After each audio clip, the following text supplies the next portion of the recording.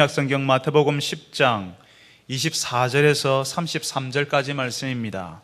제가 가진 성경은 신약성경 15쪽 마태복음 10장 24절에서 33절까지 말씀을 저하고 함께 교독하겠습니다. 제가 먼저 24절을 읽습니다. 제자가 그 선생보다 또는 종이 그 상전보다 높지 못하나니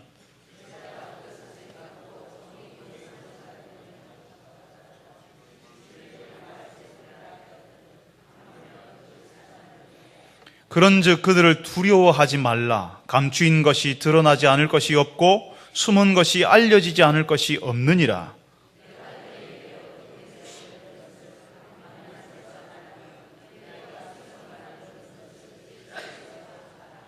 몸은 죽여도 영혼은 능히 죽이지 못하는 자들을 두려워하지 말고 오직 몸과 영혼을 능히 지옥에 멸하실 수 있는 이를 두려워하라.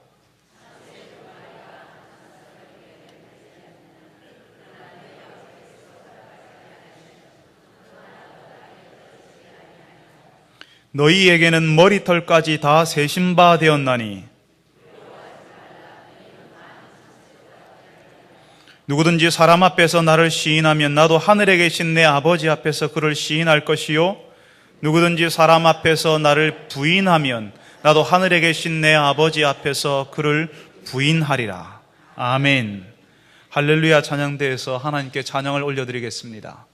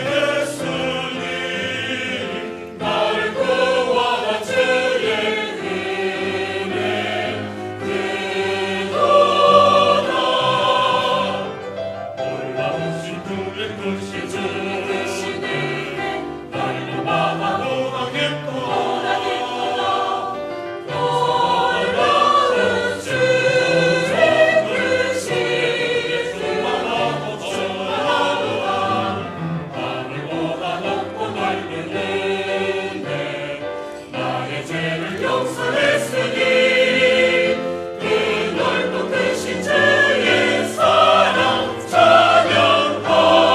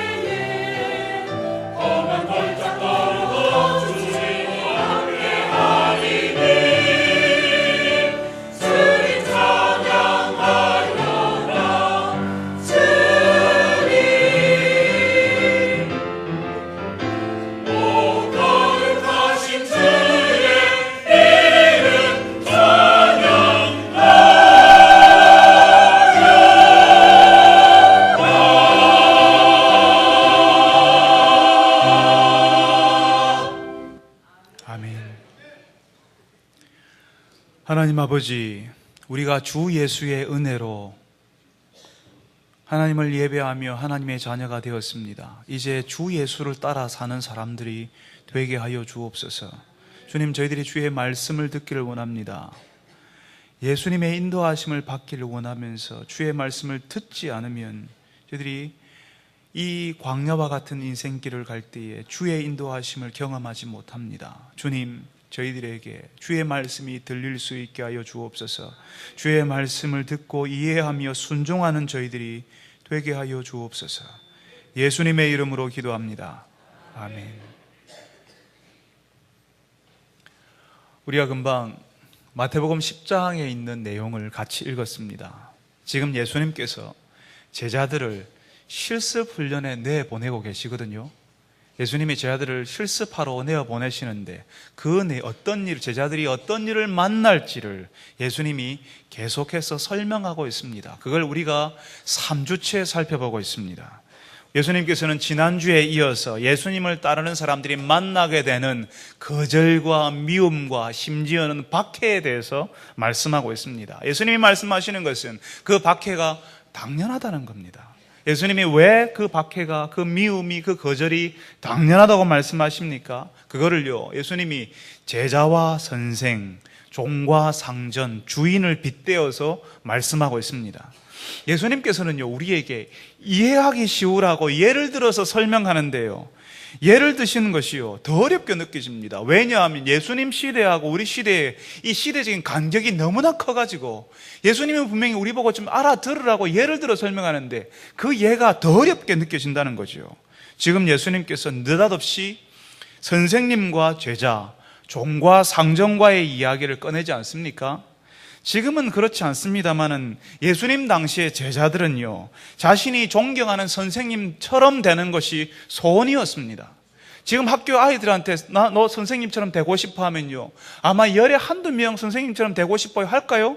지금은 선생님들이 많이 존경받지 못합니다. 참 불행한 시대가 되고 있습니다. 그렇지만 예수님 당시에는 내가 존경하는 선생님 찾아가가지고 선생님 저를 제자로 받아주십시오 하고 그 제자가 되게 되면 이제는 그 선생님을 전부 쫓아다니는 겁니다. 다 따라다니는 겁니다. 선생님이 하는 거 그대로 따라하면서 선생님에게 배우는 겁니다.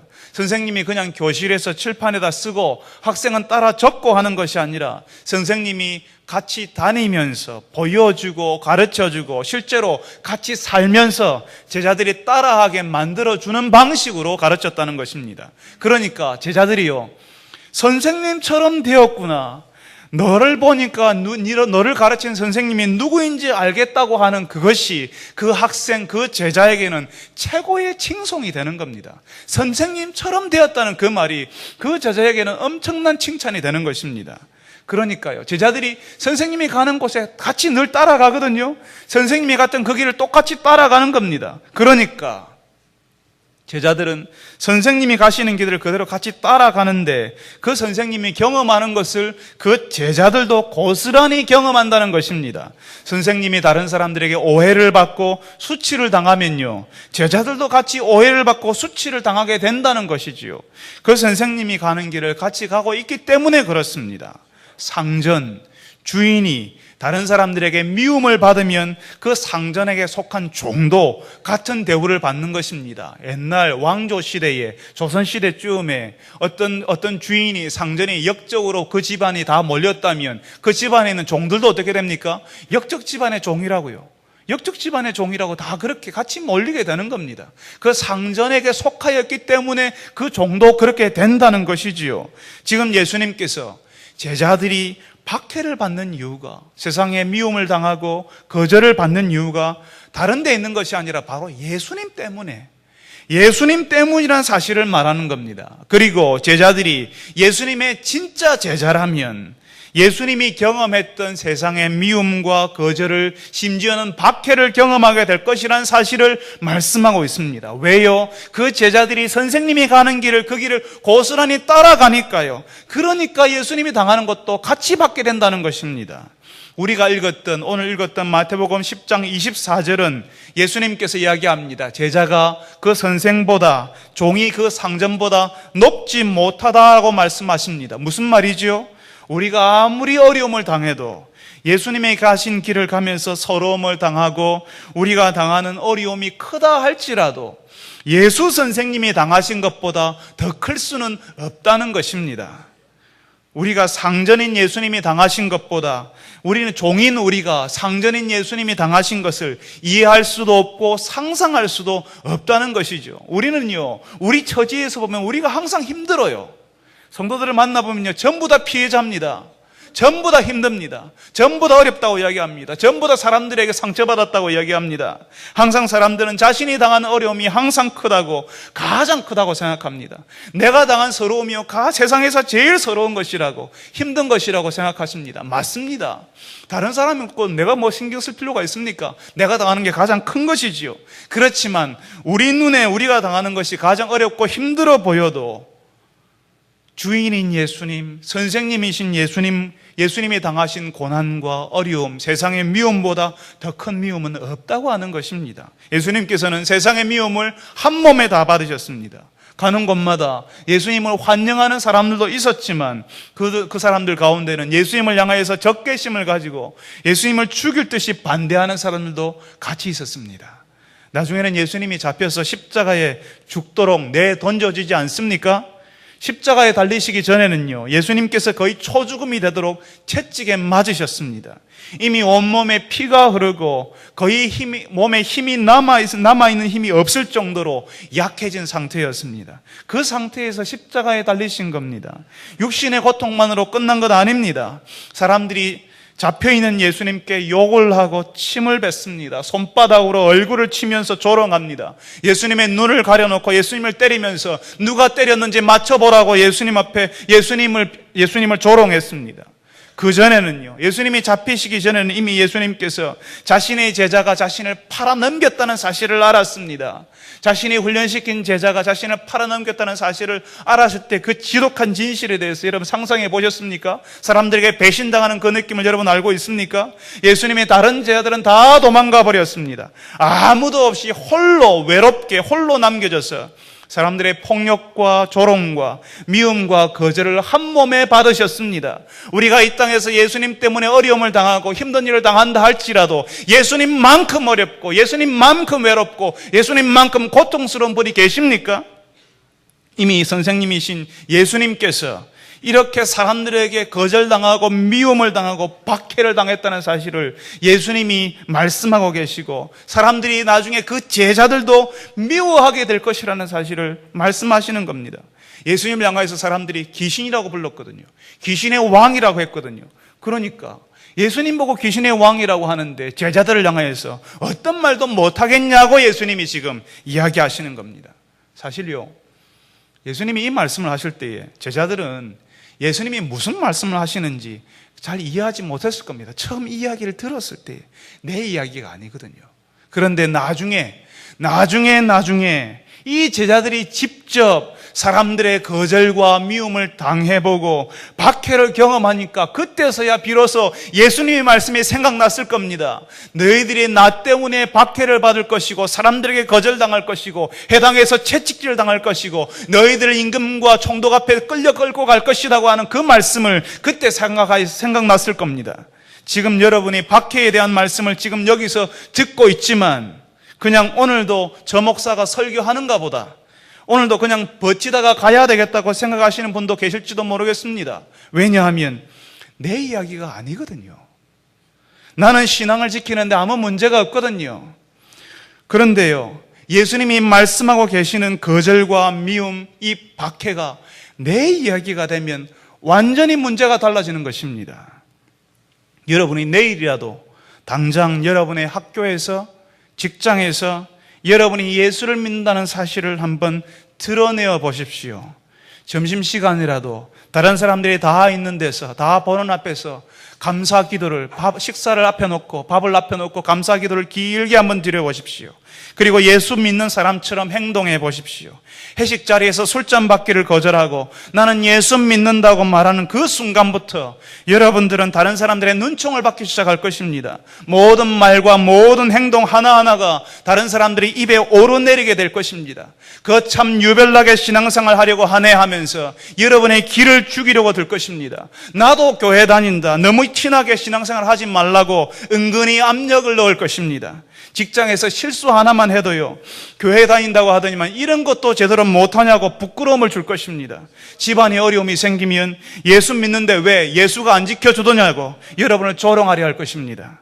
여러분이 예수 신앙을 가진 사람이라는 사실만 밝혔는데도 그런 일이 일어난다면, 여러분이 이제 예수님에 대해서 여러분 주변 사람들에게 말하기 시작했다면 여러분은 바로 직장에서 기피 대상 1호가 될 것입니다.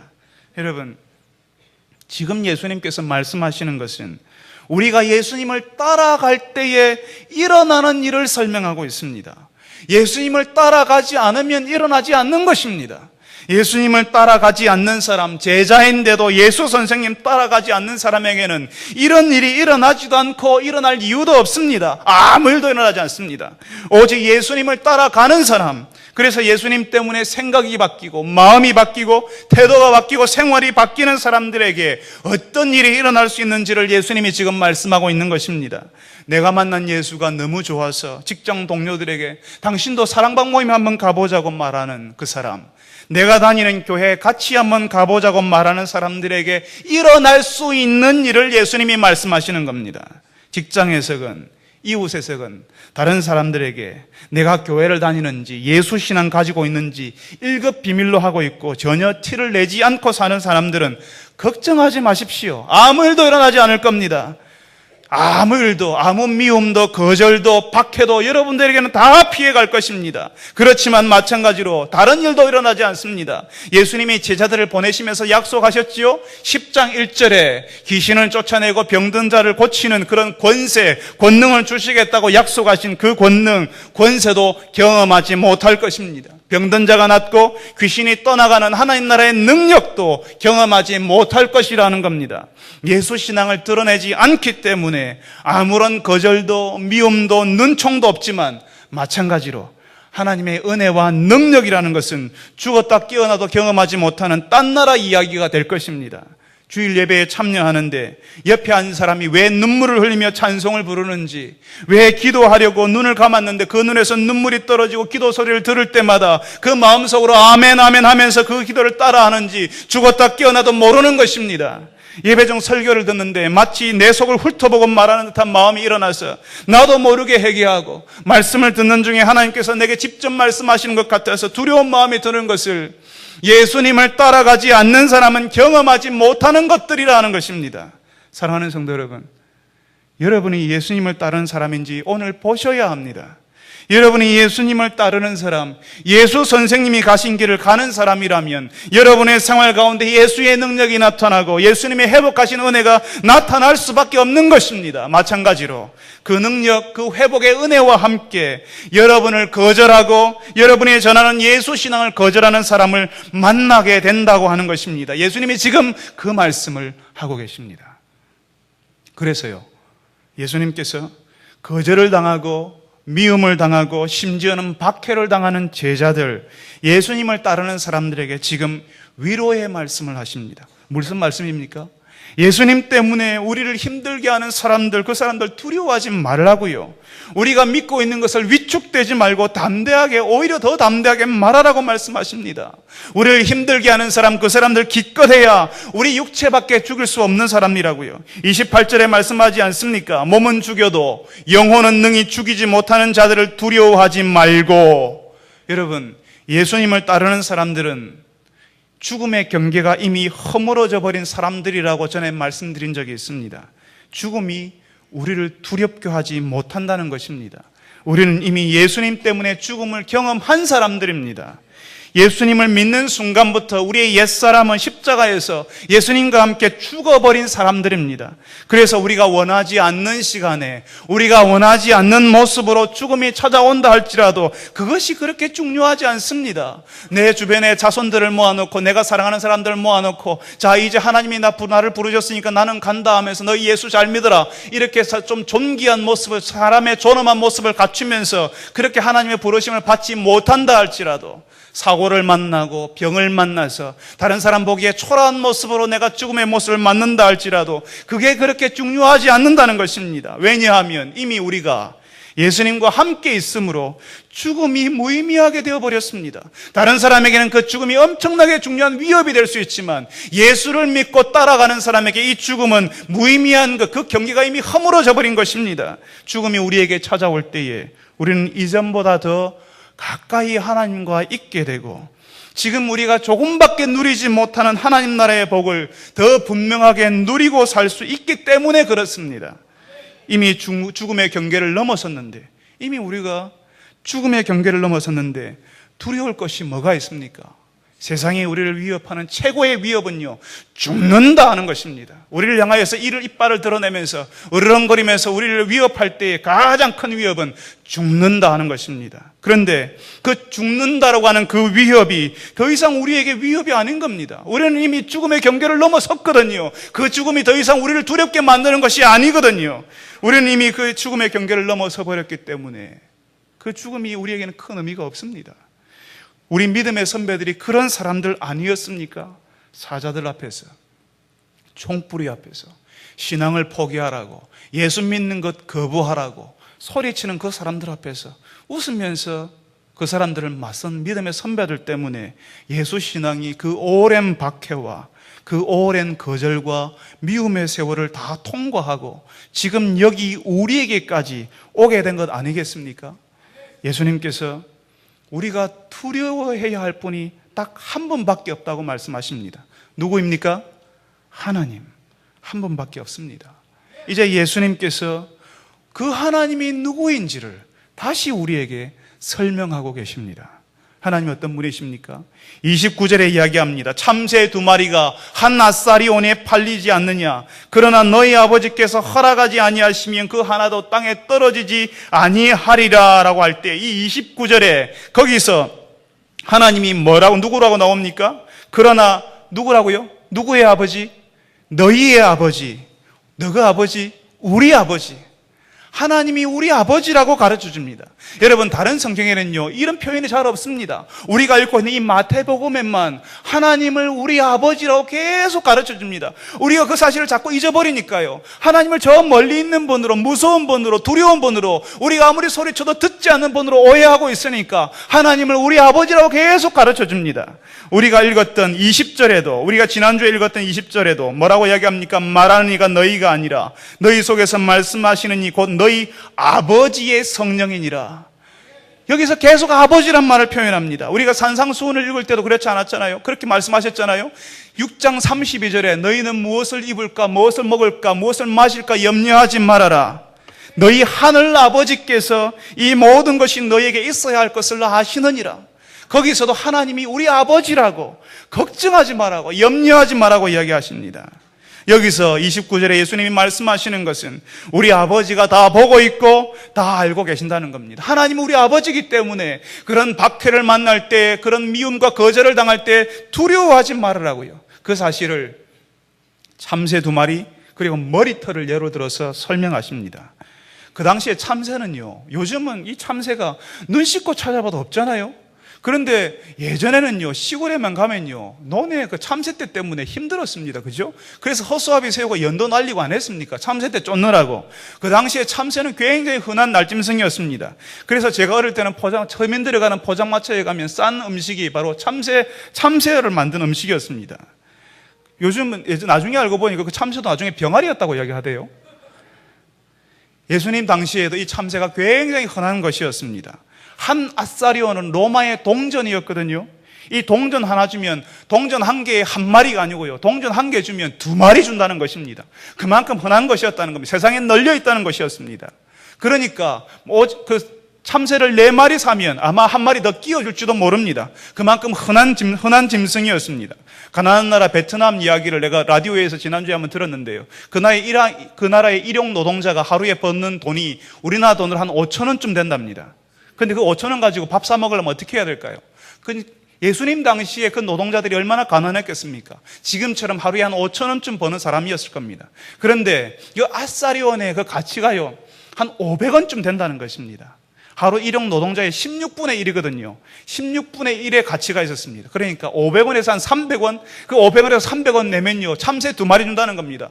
마음 먹고 한 600원 내면요, 4마리 줄 걸 5마리 준다는 것입니다. 그만큼 흔한 짐승이었다는 겁니다. 특별한 것 하나도 없는 거였습니다. 누가 봐도 세상에 널리고 널린 그런 것이었습니다. 그 참새가, 그 흔한 참새가 어떻게 되든지 누가 신경이나 쓰겠습니까? 그게 땅에 떨어진들 누가 신경 쓰겠습니까? 그렇지만 그렇게 평범한 참새도, 사람들이 신경도 안 쓰는 그 참새도 땅에 떨어지려고 하면 하나님이 허락하셔야 된다는 거지요. 그 아무것도 아닌 것들마저도 하나님의 손 안에서 다 움직이고 있다는 것입니다. 이 세상 모든 것이 하나님 아버지가 주관하고 계신다고요. 우리가 일상에서 만나는 그 모든 것들이 별것 아닌 것처럼 느껴졌지만 사실은 하나님께서 보고 계시고 주관하고 계시고 다스리고 계시고 통치하고 계신다는 사실을 지금 예수님께서 말씀하고 있는 겁니다. 심지어는 하나님께서 우리의 머리털까지 다 세신바되었다고 30절에 이야기하잖아요. 하나님 골치 아프시겠어요? 제가 하루마다 매일 아침에 소갈머리가 빠지고 있는데 이걸 매일 다르게 계산하시려면요, 여러분들의 머리숱까지 다 계산하시려면 힘들지 않겠습니까? 이 말 무슨 말입니까? 하나님께서 우리 모두를 알고 계시고 다 보고 계신다는 말입니다. 요즘요, 세상이 흉흉해져 가지고요, 한적한 길이나 밤길에 여러분 다니기 무섭지 않습니까? 전에 한번 뉴스를 보니까요, 제주도 올레길인지 둘레길인지 거기에서 길을 가다가 어떤 분이 아주 험한 일을 당했다고 하지 않습니까? 그래서 그런 길에 다 감시 카메라에 달한다는 이야기가 종종 나오고 있습니다. 어두운 곳은 밝게 해주고 인적이 뜸한 길은 감시 카메라 달아서 누군가가 보고 있도록 해서 조금 더 안전해지도록 하자는 그런 생각이지요. 우리 교회도 곳곳에 감시 카메라 달려 있습니다. 여러분 알고 계시지요? 여러분 중에 누가 예배 시간에 스마트폰으로 카톡을 하고 있는지, 하품하고 졸고 있는지 다 보고 있습니다. 제가 여기서 말씀드리는 것은 우리의 안전을 위해서 설치하는 카메라를 이야기합니다. 한적한 길에 카메라 한 대 있는 것보다 2대 있는 게 낫잖아요. 2대 있는 것보다는 10대 있는 게 낫잖아요. 그렇지만 아무리 성능 좋은 카메라로 여러분의 길을 비추고 여러분의 길을 안내해 주어도, 보아주어도 여러분의 머리카락을 셀 수 있을 만큼 정밀하게 비추어 줄 수는 없는 것입니다. 그런데 하나님 우리 아버지께서 우리를 그렇게 지켜보고 계신다고 하지 않습니까? 마치 머리카락을 세는 것처럼 그렇게 자세하게, 그리고 확실하게 우리를 보고 계시니까 걱정하지 말라고 말씀하시는 내용입니다. 예전에 우리 둘째 아이가요, 수영을 배우러 다닌 적이 있습니다. 동네 수영장에서요. 동네 수영장인데 수영장이 사람들이 볼 수 있도록 저런 4층처럼 스탠드가 있는 큰 수영장이었습니다. 일주일에 2번 정도 가르쳐주는 그런 수영 강습이었는데요. 수영을 처음 배우러 가면 여러분, 수영을 배울 때 쓰는 킥보드라는 게 있지 않습니까? 조그마한 스티로폼처럼 생긴 그런 킥보드가 있습니다. 그걸 잡고 발차기도 배우고 물에 뜨는 연습을 하는 겁니다. 우리 아이가 처음으로 그걸 사용했습니다. 그런데요, 그걸 몸에 안으면요, 몸에 딱 안게 되면 아이들은 중심을 못 잡아서 몸이 돌아서 뒤집어져 버리거든요. 물속에 들어가 버리는 겁니다. 지금 제가 무슨 말을 하려고 하는지 아시지요? 우리 아이가 물이 무서우니까요, 그 킥보드를 꽉 끌어안았는데 그냥 몸이 뒤집어져서 몸이 거꾸로 돼가지고 물속에 처박혀 버렸습니다. 그런데 우리 아이가 몸이 뒤집어져서 물속에 들어가 있는 것을 아무도 보지 못했습니다. 수영을 가르치는 나이 많은 선생님도 다른 아이들 신경 쓰느라고 보지 못했습니다. 우리 집 아이가 몸이 뒤집혀서 물속에 있는 것을 누가 보았습니까? 그 아이의 아버지가, 제가 봤습니다. 그리고 소리치는 겁니다. 우리 아이가 위험하다고요. 저 아이가 위험하다고요. 그 넓은 수영장이 쩌렁쩌렁 울리도록 소리를 치는 겁니다. 아이가 위험하다고. 그 아이가 물에 들어갈 때부터 나올 때까지 수영을 하러 갈 때마다, 위험한 물속에 있을 때마다 아직 물에 익숙해지지 않은 그 아이에게 한 번도 눈을 떼지 않고 바라보고 있는 것입니다. 수영을 가르치는 강사는 우리 아이를 놓칠 수 있고, 수영장에 있는 다른 사람들은 책을 읽거나 다른 일을 하고 있지만 아버지인 저는 우리 아이를 바라보고 있는 것입니다. 지금 예수님이 말씀하시는 아버지는 바로 그런 아버지, 예수님을 따르는 자신의 자녀들을 지켜보고 계시는 아버지, 마치 머리카락이라도 셀 수 있을 정도로 가까이에서 지켜보고 계시는 아버지가 계시니까, 그러니까 얘들아 두려워하지 말으라고 하시는 겁니다. 예수님을 따르는 우리가 이 땅에서 거절을 경험하고 오해를 받고 어려움을 당해도 왜 두려워하지 말아야 합니까? 우리를 지키시고 보호하시는 그런 아버지 하나님이 계시기 때문에요. 우리에게 일어나는 모든 일을 알고 계시고 주관하시는 분이 하나님 아버지이시니까 두려워할 필요가 없는 것입니다. 하찮은 참새조차도 하나님의 손 안에 있다 하잖아요. 사랑하는 성도 여러분, 여러분이 믿는 신앙을 가정에서 드러내고 직장에서 드러내고 다른 사람들과 만날 때도 드러내기 시작할 때에 사람들이 여러분을 이전과는 다른 눈으로 바라볼 수 있습니다. 어쩌면 여러분이 손해볼 때도 있고 원치 않는 오해를 받을 때도 있습니다. 말할 수 없는, 말을 해봐야 변명거리밖에 안 되는 그런 오해를 예수 믿기 때문에 당할 수도 있습니다. 그런데 오늘 예수님께서 우리에게 하나님 아버지께서 다 보고 계시고 지켜주신다고 하지 않습니까? 여러분이 장사를 하다가 예수 믿는 것 때문에 손해를 보았다면 하나님께서는 그 손해를 보전하고도 남도록 채워주실 것입니다. 여러분이 예수 신앙을 드러내었다고 직장에서 불이익을 당하고 관계에 어려움이 생겼다고 할지라도 하나님 아버지께서 다른 길을 열어주시고 여러분이 당하는 어려움을 오히려 기회로 만들어주실 것입니다. 왜냐하면 하나님 앞에서 우리는 많은 참새들보다 더 귀한 하나님의 자녀들이기 때문에 그렇습니다. 하나님께서 우리를 다 보고 계십니다. 우리가 어떻게 어려워하는지, 우리가 무엇 때문에 힘들어하는지 하나님이 알고 계시거든요. 사랑하는 성도 여러분, 그때에 여러분이 어려운 일을 만나고 힘든 일을 당할 때에 하나님 아버지께 기도하십시오. 하나님께서 우리의 머리털을 세시고 계실 만큼 우리와 가까이 계시고 우리를 잘 알고 계시고 우리를 보호하고 계십니다. 그 하나님께서 여러분을 도우시고 인도하실 것입니다. 그 사실을 알고 하나님의 위로를 경험하시는 여러분 되시기를 바랍니다. 이제 마지막으로 예수님께서 제자들에게, 그러니까 예수님을 따르는 사람들이 본질적으로 어떤 사람인지를 알려주십니다. 32절에 뭐라고 합니까? 누구든지 사람 앞에서 나를 시인하면 나도 하늘에 계신 내 아버지 앞에서 그를 시인할 것이요. 사람 앞에서 나를 시인하면, 예수님을 따르는 사람은 그냥 주일에 교회 한번 와주는 사람이 아닙니다. 오늘 5분밖에 안 늦었어, 오늘 3분밖에 안 늦었어, 겨우 주일날 예배에 한번 출석해주는 그런 사람을 예수님의 제자, 예수님을 따르는 사람이라고 부르지 않습니다. 예수님을 따르는 사람, 제자는 사람들 앞에서 예수님을 시인하는 사람이라고 하십니다. 사람들 앞에서 예수님을 시인하는 것은 사람들 앞에서 내가 예수 믿는다는 사실이 부끄럽지 않다는 것입니다. 사람들 앞에서 내가 예수 믿는 것을, 예수 신앙을 자랑하는 사람을 이야기합니다. 내가 받은 것이 없으면요, 내가 예수님께로부터 받았던 은혜가 없으면 자랑하기 어렵습니다. 자랑 못합니다. 내가 하나님과의 관계가 있어서요, 내가 받은 예수님의 은혜가 있어서 예수님이 나를 살리셨다는 사실, 그 구원의 은혜를 알았기 때문에 다른 사람들한테 말하는 것이 부끄럽지 않다는 것입니다. 오히려 자랑하게 되는 것입니다. 왜냐하면 예수님 때문에 내 인생이 바뀌었거든요. 뿐만 아니라 내가 예수를 믿는 것처럼 예수님이 가르쳐 주신 대로 살기 위해서 노력하는 모습을 다른 사람들에게 보이는 것이 다른 사람 앞에서 예수님을 시인한다는 말입니다. 내가 다 잘할 수 없습니다. 내가 다 잘할 수 없고 다른 사람에게 내가 완벽한 모습 보일 수 없지만, 그럼에도 불구하고 내가 예수 믿고 살아가는 모습을 다른 사람들에게 실수하는 모습이라도 보여주는 것입니다. 예수님 때문에 나에게 어떤 일이 벌어졌는지를 말하는 것입니다. 이 모두가 예수님을 사람들 앞에서 한다는 말의 의미입니다. 그럴 때에 예수님께서도 하나님 아버지 앞에서 우리를 시인하시겠다고 말씀하십니다.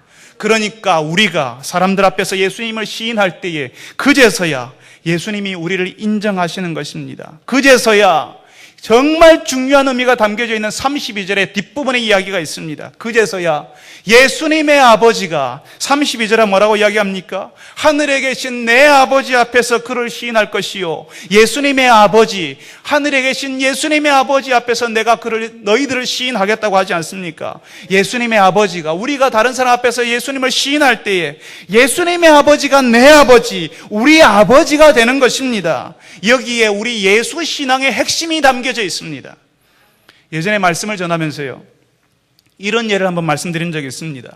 여러분 집에 무섭게 생긴 사람이 피를 철철 흘리면서 초인종 누르고 문을 쾅쾅 두드리면서 문 열어달라고 할 때 여러분 어떻게 하시겠냐고요? 여러분 어떻게 하신다고 했습니까? 아마 여러분들은 오히려 여러분의 문에 제대로 잠겨져 있는지 잠근장치 확인하고요, 안 잠겨서 문을 다시 잠그고요, 그리고 문을 열어주지 않은 채 이야기할 겁니다. 집에 들이지 않을 겁니다. 병원에 가라고요. 그리고 오히려 계속 소리치면요, 다른 데 가보라고 이야기하고요, 아니면 경찰 부르겠다고 이야기할 것입니다. 아마 여러분의 대부분은 집에 들이지 않을 겁니다. 그런데 그 사람이, 피를 철철 흘리고 있는 그 사람이 여러분 아들하고 같이 오면 어떻게 하겠습니까? 피를 철철 흘리는 그 사람이 여러분의 아들이 데리고 온 사람이라면 여러분은 어떻게 하십니까? 여러분의 아들이 그 사람을 데리고 왔다면 그 사람 치료해주고 걱정해주고 밥 먹여주고 돌봐주지 않습니까? 왜 그렇게 합니까? 아들이 데리고 왔으니까요. 아들 친구라고 하니까요. 그렇게 해주는 겁니다. 아들이 이 사람 내가 안다고 하니까, 이 사람 내 친구라고 하니까 아들이 데리고 온 그 사람을 마치 내 아들 대하듯이 그렇게 돌봐주는 것입니다. 우리가 예수님을 사람들 앞에서 부끄러워하고 나는 예수 몰라요, 예수 믿는 것 때문에 불편해 죽겠어요, 부모님 때문에 어쩔 수 없이 내가 지금은 교회 가지만 집에서 독립만 하면 교회도 쫑입니다 라고 생각하는 사람은 예수님과 관계없는 사람 아닙니까? 예수님을 모르는 사람이고 예수님도 이 사람 모릅니다. 그러니까 하나님께서 이 사람에게 아버지가 되어줄 수가 없는 것입니다. 왜 우리 종교를 제가 예수 신앙이라고 부르는지 아십니까? 예수님에게서 시작해서 예수님으로 마치기 때문에 그렇습니다. 예수님 때문에 우리가 하나님 아버지를 알고, 예수님 때문에 우리가 하나님 아버지의 자녀가 되기 때문에 그렇습니다. 오직 예수님을 통해서만 하나님과 관계를 맺을 수가 있습니다. 그리고 하나님을 아버지라고 부를 수가 있는 것입니다. 예수님을 부끄러워하고 예수님을 전혀 알지도 못하고 예수님을 사람들 앞에서 자랑하지도 못하는 사람을 하나님 아버지도 모른다고 하시는 겁니다. 마치 어떤 사람이 피를 철철 흘리고 있어도 초인종을 아무리 눌러도 우리가 문을 열어줄 수 없는 것처럼 하나님 아버지께서 우리를 예수님을 통해서 만나기 때문에 그렇습니다. 예수님을 통해서만 우리와 관계를 맺기 때문에 그렇다는 것입니다. 그런데요, 우리가 예수님을 알고 그 예수님을 기뻐하고 그 예수님 때문에 일어난 우리의 변화를 사람들에게 보여주면 하나님께서는 우리를 자녀로, 그냥 자녀가 아니라 제가 수영장에서 아이를 바라보고 있었던 것처럼 그렇게 어느 카메라보다 정밀하게 우리를 지켜보고 보호해야 하는 자녀로 받아주신다는 것입니다. 우리가 나중에 하나님 아버지와 더 가까이 있게 될 때에 우리가 10년 뒤에 혹은 20년 뒤에 30년 뒤에 어떤 사람은 40년 뒤에 우리가 다 하나님 앞에 서게 되지 않습니까? 우리가 다 하나님 앞에 이르게 되었을 때에 그때 하나님께서 우리에게 그렇게 말씀하지 않겠습니까? 어떤 사람에게는요, 저는 하나님께서 가장 친근한 말로 대구 사투리로 대구 사람들에게 부를 거라고 생각합니다. 네 예수 친구제 안 들어오고 뭐하노? 빨리 들어온나? 그렇게 말씀하실 거라고 저는 믿습니다. 우리가 하나님 앞에 섰을 때에, 하나님 앞에 나갈 때에 네 예수 친구제 안 들어오고 뭐하노? 빨리 들어오냐고. 예수님 때문에 우리를 알고 우리 이름을 부르시고 빨리 들어오라고 말씀하실 것입니다. 그리고 거기서 우리는 다른 사람들의 이야기도 듣게 될 것입니다. 다른 사람들이 우리에 대해서 말하는 것을 듣게 될 것입니다. 내가 저 집사님 때문에 예수 믿었습니다. 내가 저 성도 때문에 교회 다니게 되었습니다. 내가 저 사람 때문에 신앙에 대해서 다시 생각해 보게 되었습니다. 내가 저 사람 때문에 예수 믿는 사람 다시 보게 되었습니다. 내가 저 집사님 때문에 내 인생이 바뀌었고 나도 저 사람처럼 예수님에 대해서 말하는 사람이 되었습니다라고 말하는 사람들이 거기에 있을 겁니다. 여러분이 나중에 하나님 앞에 갔을 때 여러분에 대해서 증거하는 그 사람들의 소리가 있을 것입니다. 왜냐하면 다른 사람들 앞에서 여러분들이 예수님을 시인했잖아요. 그렇게 시인했던 그 이야기를 들었던 그 사람들이 곧 고스란히 하나님 앞에서 여러분들의 증인들이 될 것입니다. 예수님에 대해서 말했던 그 이야기를 들었던 그 사람들이 하나님 앞에서 저 사람이 예수님에 대해서 부끄러워하지 않고 힘들었지만 예수 신앙 포기하지 않고 예수 신앙을 지킨 사람입니다. 내가 들었습니다. 나에게도 예수 믿자고 해서 내가 같이 예수 믿게 되었습니다라고 말하게 될 것입니다. 여러분들이 나중에 우리 모두가 하나님 앞에 서게 될 것인데 그 사람들이 다 나와서 지금 사람들 앞에서 예수님을 시인하는 그 일이 나중에 하나님 앞에 섰을 때에 그 사람들이 다 나와서 나를 위해서 증언해주고 감사하고 고마워하는 소리가 있을 거라는 겁니다. 여러분은 하나님 앞에 섰을 때에 어떤 소리를 듣고 싶으십니까? 저 사람은 하나님에 대해서, 저 사람은 예수님에 대해서 부끄러워하던 사람입니다 라는 증언을 듣고 싶으십니까? 아니면 저 사람 때문에 내 인생이 바뀌었습니다, 저 사람은 정말 예수님을 자랑스러워하던 사람입니다 라는 증언을 듣고 싶으십니까? 사랑하는 성도 여러분들이 이 예수님을 사람들 앞에서 시인하는 사람, 예수님처럼 예수님의 길을 가는 예수님의 제자가 되는 여러분 되시기를 바랍니다. 우리 같이 한번 기도합시다. 우리가 말씀을 들었지만 이 말씀대로 이 말씀이 우리 현실이 되게 해달라고 기도하지 않으면 우리는 말씀을 듣고 끝입니다. 우리 같이 한번 기도합시다. 하나님, 내가 있는 삶의 자리에서, 내 가정에서, 내 직장에서, 내가 만나는 사람들 앞에서 내가 예수님을 시인하게 해달라고, 예수님을 부끄러워하는 사람이 아니라 예수님을 자랑하는 사람이 되게 해달라고 우리 같이 한번 기도합시다. 내가 예수님께 받은 은혜를 생각하고 그 은혜, 내 부끄러운 이야기를 주절주절이 다 다른 사람들에게 말하지 않아도 내가 예수님 때문에 어떤 일이 벌어졌는지를 말할 수 있는 사람이 되게 해달라고 기도합시다. 내가 예수님과 함께 걸어갈 때 나에게 두려운 일이 일어나고 마치 어려운 일이 일어나고 다른 사람들이 이해할 수 없는 고통과 어려움들이 찾아온다 할지라도 우리의 머리털까지 세시는 하나님의 보호하심을 신뢰할 수 있게 해주십시오라고 기도합시다. 그리고 또 한번 기도할 때 예수님이 가신 그 길을 나도 가는 제자가 되게 해달라고, 그래서 너를 보니까 예수의 모습이 보인다고, 나를 보니까 사람들이 예수 신앙이 보이고 예수의 모습이 보이고 내가 너를 보니까 예수 신앙 다시 생각하게 되었다고, 교회를 다시 생각하게 되었다라고 이렇게 말할 수 있는 제자가 되게 해달라고 우리 다 같이 한번 한 목소리로 기도하겠습니다. 거룩하신 아버지 하나님, 우리가 삶의 자리를 지나면서 아버지 하나님, 저희들이 예수 신앙 가진 사람, 예수의 제자가 되기를 원합니다. 아버지 하나님, 다른 사람 앞에서 예수를 시인하는 사람들이 되게 하여 주옵소서. 우리가 완벽할 수 없고 우리의 부끄러운 모습을 가지고 있지만 우리의 부끄러운 모습 가운데서 예수님께서 우리에게 일으키신 놀라우신 일을 말하는 사람들이 되게 하여 주시옵소서. 아버지 하나님, 구하 없는 것은 우리가 예수님을 자랑하며 신뢰하며 예수님이 우리에게 가르치신 대로 그렇게 살아갈 수 있도록 다른 사람들에게 친구가 되어주고 다른 사람들의 이야기를 들어주는 그런 사람들 될 수 있게 하여 주시옵소서. 아버지 하나님이여, 저희들이 예수님의 길을 갈 때 두렵고 어려운 일들이 우리를 만나게 됩니다. 다른 사람들이 우리를 미워하고 거절하며 박해를 당하게 될 때도 있는 것을 저희들이 압니다. 아버지 하나님, 그럴 때에 우리의 머리털까지 세시는 그 하나님의 보호하심을 저희들이 신뢰할 수 있게 하여 주시옵소서. 사랑하는 주의 백성들이 예수님의 길을 가는 제자들이 되게 하여 주옵소서. 우리 교회가 예수님의 길을 가는 제자들의 교회가 되게 하여 주시옵소서. 거룩하신 아버지 하나님, 예수님께서 제자들을 실습 훈련에 내보내시면서 제자들이 어떤 일을 만났는지 알려주셔서 감사합니다. 제자들이 힘든 것, 예수님이 그런 일을 당하셨기 때문에 예수님이 당하신 그 일을 제자들도 감당한다는 사실을 알려주셔서 감사합니다. 우리가 예수님이 가신 길을 갈 때 우리에게도 그런 일이 일어날 줄 알고 감사함으로 그 길을 함께 갈 수 있도록 도와주시옵소서. 우리 교회가 그 일 감당하는 교회가 되게 하시고 우리 교회가 하나님의 신뢰하심, 하나님의 보호하심을 신뢰하고 예수님이 가셨던 그 길을 걸어가는 제자들의 교회가 될 수 있게 하여 주시옵소서.